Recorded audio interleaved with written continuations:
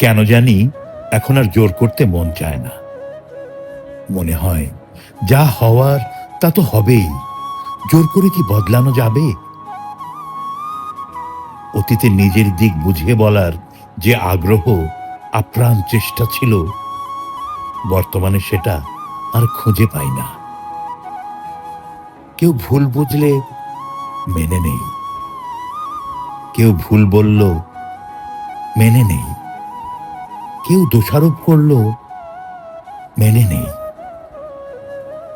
কেউ অপবাদ দিলে মেনে নেই। মূলত এখন আর তর্কে জড়াতে ইচ্ছে হয় না। নিজের পক্ষে দুটো কথা বলবো সেই শক্তিটুকু পাই না।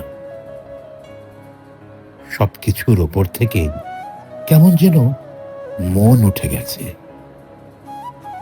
হারাতে হারাতে এতই হারিয়েছি যে এখন কোনো কিছু ধরে রাখার ইচ্ছা শক্তিটাই আর পাই না। কপালে থাকলে থাকবে, না থাকলে হারিয়ে যাবে,